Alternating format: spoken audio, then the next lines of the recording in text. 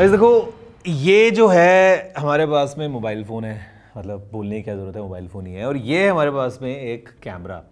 अब देखो, ये जो वीडियो है ना, ये वो नहीं होने वाला है जहाँ पे हम कंपेयर करें और हम बोल देंगे भैया कैमरा छोड़ दो, मोबाइल फ़ोन पे आ जाओ, दिस दैट। आज ना थोड़ा प्रैक्टिकली बात करते हैं कि मोबाइल फ़ोन्स के जो कैमराज हैं वो कहाँ स्टैंड करते हैं इन रियलिटी, ताकि आप बेटर समझ पाएँ और जान पाएँ कि भैया हम अभी कहाँ पे हैं और फ्यूचर कैसा होने वाला है फोटोग्राफी का, अगर आप कंपेयर करते हो स्मार्टफोन्स को और ऐसे बड़े कैमरास को। नमस्कार दोस्तों, मेरा नाम है गौरव, आप दिख रहे हैं टेक्निकल गुरुजी। चलिए शुरू करते हैं।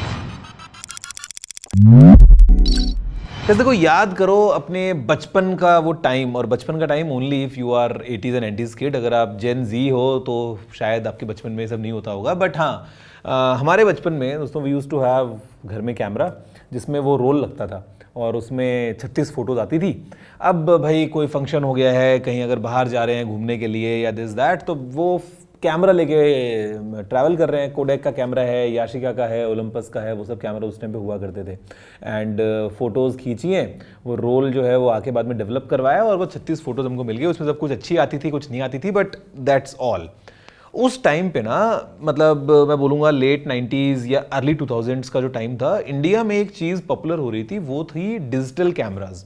कि छोटे छोटे कैमराज, कॉम्पैक्ट कैमराज, कैनन के, निकॉन, सोनी, इन सब के आते थे। एंड बहुत ही छोटे वो कैमराज हुआ करते थे एंड क्वालिटी काफ़ी अच्छी थी उनके अंदर एक्चुअली, अगर हम कंपेयर करें फिल्म वाले कैमराज जो हम यूज़ करते थे उस टाइम पे उनसे। तो एक ट्रेंड बन गया कि अगर आप किसी वेकेशन पे जा रहे हो दिस दैट, तो वो डिजिटल कैमरा आप कैरी करोगे, बिकॉज उसके अंदर क्या था, मेमोरी कार्ड लगाओ। तो पहली बात तो वो 36 फोटोज़ की वो नहीं है टेंशन, और आप जब फोटोज़ खींच रहे हो तो अगर फोटो अच्छी नहीं भी आए तो कोई बात नहीं, खर्चा तो लग ही नहीं रहा है, बिकॉज इट्स ऑल डिजिटल। और बाद में जिसका प्रिंट आपको चाहिए हो उसका आप प्रिंट बाद में निकलवा सकते हो। तो दैट वॉज मतलब दी गेम, बिकॉज मोबाइल फोन्स उस टाइम पे थे बट कैमराज इतना कॉमन नहीं थे मोबाइल फोन्स में, और जिनमें थे भी उनमें वो वीजीए वाले कैमराज हुआ करते थे। आगे अगर हम बढ़ते हुए दोस्तों बात करते हैं, तो जो पॉइंट एंड शूट कैमराज थे ये और पावरफुल होते गए। मोबाइल फोन्स में कैमराज तो आ रहे थे बट स्टिल वो वाली बात नहीं थी उनमें, तो उनका ट्रेंड रहा, काफ़ी लंबे टाइम तक रहा। बट आज अगर हम देखते हैं तो पॉइंट एंड शूट कैमराज का मार्केट लगभग जीरो ही हो गया है। मतलब अगर आपके पास में एक मिड रेंज फ़ोन भी है ना, 15-18 हज़ार 20 हज़ार का, वो भी आपको इतनी अच्छी फोटो खींच के देगा कि आपको वो छोटे वाला पॉइंट एंड शूट कैमरा तो कैरी करने की ज़रूरत ही नहीं है। तो गाइस, करंटली सिनेरियो ऐसा हो चुका है मोबाइल फोन्स का, और अगर हम कैमरा से कंपेयर करते हैं ना, पॉइंट एंड शूट कैमराज लगभग गायब हो चुके हैं, बिकॉज मोबाइल फोन्स में बेटर हमको फोटोग्राफी और वीडियोग्राफी और सब कुछ रिजल्ट जो है वो एक साथ मिलते हैं। वहीं पे खींचा, वहीं पे एडिट किया, सारा काम वहीं से हमने कर लिया, बजाय कि आप एक कैमरा लेके जा रहे हो और फिर मेमोरी कार्ड आप निकालो, फिर कॉपी करो, दिस दैट, ये सब। जो इनफैक्ट एंट्री लेवल डीएसएलआर दोस्तों कैमराज एक टाइम पे काफ़ी पॉपुलर थे कुछ टाइम पहले, धीरे धीरे वो भी काफ़ी हद तक खत्म होते जा रहे हैं। मतलब एक 30-35-40 हज़ार का डीएसएलआर कैमरा, फिर वो आएगा किट लेंस के साथ, फिर आप अलग से लेंस लो और फ्लैश लो और दिस दैट, एक अपना सेटअप बनाओ।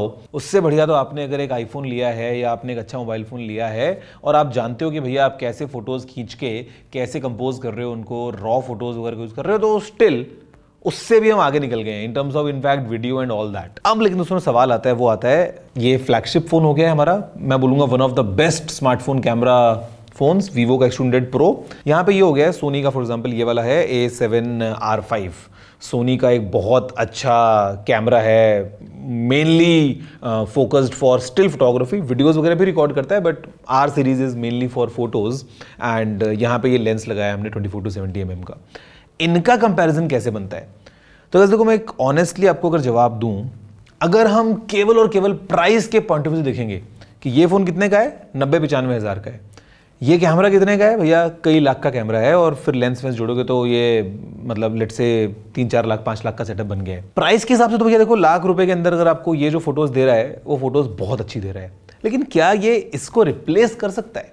क्योंकि दोस्तों एक चीज़ हमको देखनी पड़ेगी ना, कि जो प्रोफेशनल्स हैं वो अभी भी इन्हीं को यूज़ कर रहे हैं, और वो इन्हीं को ही मुझे लगता है कि आगे जाते हुए यूज़ करेंगे। बिकॉज जो क्वालिटी आपको यहाँ मिल रही है, जो सेंसर साइज आपको यहाँ मिल रहा है, जो लेंसेज की फ्लेक्सिबिलिटी आपके पास में है कि आपको वाइल्ड लाइफ फोटोग्राफी करनी है तो आपने लंबे वाला जो है वो लेंस लगा लिया एकदम बिल्कुल 1200 mm का, या अगर हम बात कर रहे हैं कि आपको एकदम हाई एंड हाई रेजोल्यूशन वाली फोटोज खींचनी है तो आपने हैसेलब्लैड का कैमरा यूज कर लिया है, नो ऑल दैट। वो लाखों लोगों को सेट तो होता है, 10 लाख का कैमरा, 5 लाख का लेंस, दिस दैट एवरीथिंग। वो क्वालिटी जो आपको देता है उसका कोई कंपैरिजन है ही नहीं दोस्तों। मतलब मोबाइल फोन्स आज की डेट में इतना अच्छा होने के बावजूद भी इनके पास नहीं आ पाए हैं। हाँ, 1 लाख रुपए की प्राइस ब्रैकेट में तो चीज जो मिल रही है वो बहुत अच्छी मिल रही है, बट क्या ये प्रोफेशनल कैमराज को रिप्लेस कर देंगे? The answer is no.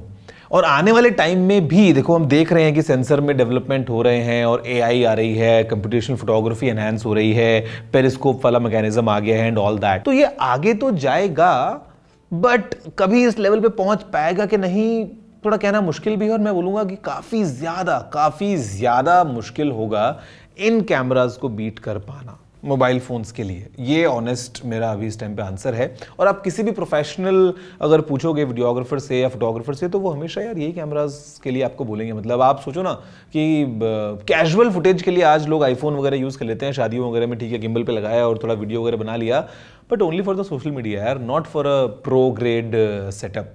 तो मोबाइल फोन्स बहुत आगे निकल गए हैं। मोबाइल फोन्स ने एंट्री लेवल डीएसएलआर को और पॉइंट एंड शूट को लगभग खत्म कर दिया है, बट जो प्रोफेशनल कैमराज हैं, और ये भी कोई प्रोफेशनल कैमरा मतलब एकदम ऐसा अल्ट्रा हाई एंड वाला नहीं है, ये तो इनफैक्ट मीडियम फॉर्मेट कैमरा भी नहीं है। अगर हम बात करते हैं फूजी के बड़े वाले कैमराज या हैसलब्लैड हो गया है या लाइका वगैरह हो गया है, तो कोई कंपैरिजन ही नहीं है। हाँ, कंपैरिजन आप प्राइस के पॉइंट ऑफ व्यू पे करोगे तो ये आगे निकलेगा, उसमें कोई डाउट नहीं है। लेकिन अगर आप ये सोच रहे हो कि जस्ट बिकॉज आपने Xiaomi का 15 अल्ट्रा खरीद लिया है, इसके अंदर लाइका वाला कैमरा है, या आपने वीवो का फोन लिया इसमें जाइस वाला वो सब है, तो ना भाई। If you compare it with a real Leica, if you compare it with a real Zeiss, मतलब एन एक्चुअल जो 5-5 लाख रुपए का जो पूरा आपको सेटअप मिलता है, लेंसेज जो लाइका M11 जो है वो 8-9 लाख रुपए का कैमरा आता है, इट्स अ फार स्ट्रेच अभी भी इनके लिए। तो दोस्तों ये है मार्केट की रियलिटी। कहने का मतलब ये, अगर आपका बजट टाइट, अगर आपको लिमिटेड काम में लेनी है चीज़ें, मोबाइल फ़ोन बहुत अच्छे हो गए हैं। बट अगर आप सीरियस जहाँ पे पैसा भी आपको इन्वेस्ट करना है और सब कुछ है, then there is no match. आप बताओ वैसे कि आपके पास फिलहाल अभी कौन सा फ़ोन है और आप कैसे फोटोग्राफी करते हो एंड ऑल दैट। मतलब आफ्टर ऑल स्किल जो है वो तो मैटर करती है, कंटेंट क्या है, कैप्चर क्या कर रहे हो, लाइटिंग कैसी है, कंपोजिशन कैसा है, सब चीज़ें मैटर करती हैं। मुझे बताओ दोस्तों क्या मन की बात है, नीचे कमेंट करते हैं, वीडियो को लाइक शेयर करते हैं। और सुनता हूँ अगले वीडियो में। फिलहाल इतना ही। जय हिंद, वंदे मातरम।